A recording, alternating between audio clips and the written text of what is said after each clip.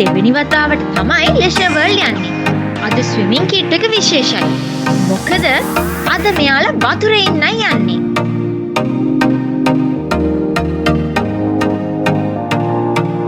ගිය වතාවේ මේකේ තිබුණ ගොඩාක් ගේම්ස් කරපු නිසා මේ වතාවේ වැඩිපුර වතුරේ ඉන්න හිතුවා.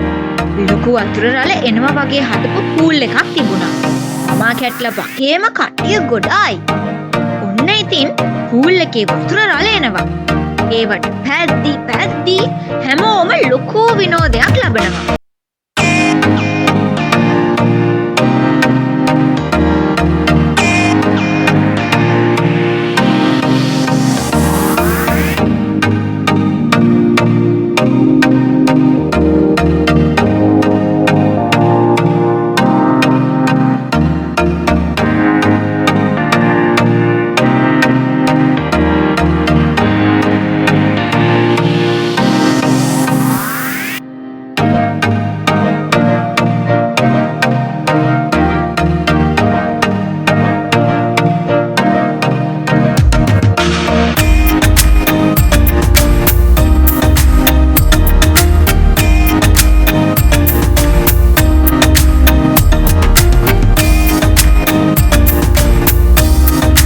බලන්නකො මෙතන මොකද වෙන්නේ කියලා.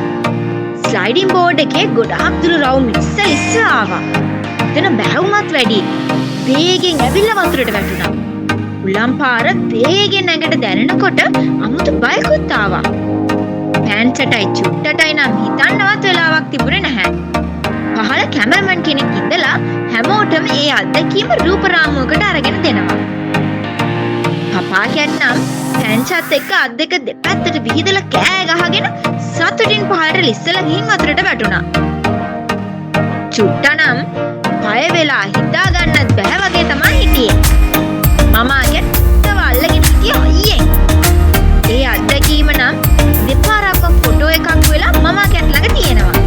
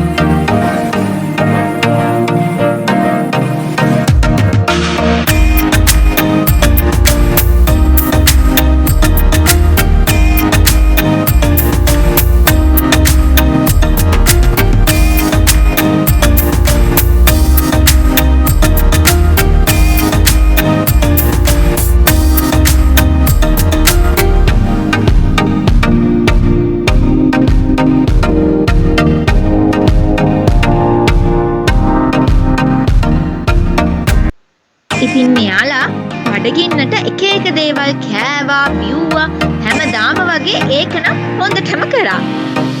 බලන්නකෝ මේ මොනවද බොන්නේ කියලා. කුරුම්බ වතුර.